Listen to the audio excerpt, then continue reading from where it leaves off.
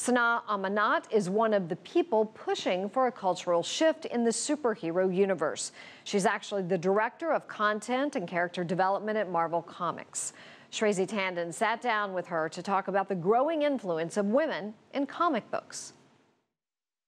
Absolutely. I think the concept of what a superhero is has significantly changed, and personally I think it's for the better, because we are reminding our fans that anyone can be a superhero, and that means anyone can take on the mantle of a Captain America or a Thor or a Spider-Man, and that is something that we are very, very proud of, because of the fact that we have changed the perception of what a traditional comic book hero is. We've also opened ourselves up to even more fans and more readers and more audiences. Talk to me about your background a little bit, Sana, because, how did you get to where you are today? Have you always kind of known what you wanted to do, or did you discover that along the way? Well, I always wanted to work within, publishing of sorts, but I wanted to be a journalist, because in my mind, I was like a young Muslim American girl. I grew up in New Jersey. I wanted to share people's experiences, give voices to the people,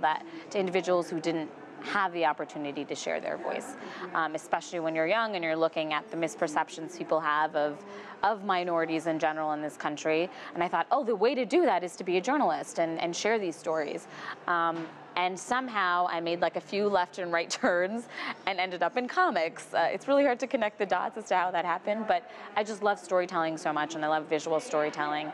And I found a connection between what I had always wanted to do and being able to do that within the pages of a comic book. So Miss Marvel, Kamala Khan, is being regarded as a bit of a game changer in the industry. Why do you think that is? So I agree and disagree with that for two different reasons. I think it's a game changer for a very obvious reason, in the sense that, yes, it's a character about a Muslim American. We don't have characters like that out there on television, in really any main media. It's a character that's Muslim during a time where, unfortunately, in this country, people are extremely negative against Muslims. And also, there are quote-unquote individuals out there who call themselves Muslims, who are completely changing what it means, who are changing the definition of Islam, and that is also very, very upsetting. And so she stands for, she goes against all of those stereotypes, and she's attempting to take back what people are trying to take away from her. On the other end of it, why I say it might not necessarily be a game changer, is because you look at her for who she actually is, and she is just like any of our other heroes. Sana, how has your background influenced the characters that you develop? Well, you share what you know, you tell what you know, and that's in anything that you do. A lot of times, I work on a lot of characters who are not female, South Asian characters, but I try to go on a very small, basic level as to who they are as human beings and what their desires are, and I try to put myself in their place. Her relationship with her parents, a lot of those moments were definitely straight out of conversations I've had with my own parents. But for us, it comes down to what are those characters' fears and their wants, and how do we constantly challenge them throughout the way. When you think of the world of entertainment and comic book characters and storytelling, oftentimes you think of it as being fun and lighthearted.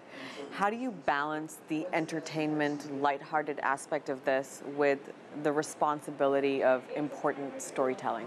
Well, I think the way that you actually have strong storytelling is through humor. I think you can have emotive moments with gravitas as someone is cackling through stuffing a cheeseburger through their face and running to save the New York City from the next alien attack or whatever it is. You most certainly need that balance, but I think the way in is through humor and that human connectivity more than anything else. So you've worked on some really diverse characters. You've created a Black Latino Spider-Man. You've created an American Korean Hulk. now a Muslim American Miss Marvel. What's the reaction been from audiences? Have these characters been immediately received? Because you're really shaking the stereotype here. Yeah, I mean, and to be clear, it's not just me. There's a lot of people involved. We have some fantastic editors working at Marvel, some really incredible writers and artists who are really the voices of what these characters are. We're just there as director of development and editor. I'm there to help sort of birth these things into life, these characters into life. But you know, for the most part, the reaction has been very, very positive. We've also had some negative responses because we are attempting to change these very precious characters. For people who have been living with them for decades and decades, we go in and we say, hey, by the way, we're going to make, you know, we're going to give the Captain America mantle to a black guy. Is that, you know, that's just what we've decided is important to us right now. And I think people just start freaking out because they think that we are never going to go back to where things were. We have to make sure that we are constantly challenging the status quo and reminding people that these characters are mantles for the ideals that we aspire to be. They're not genders, they're not races, they are ideas, and ideals specifically. If you like what you just saw, follow us on social media and visit our website, cctv-america.com.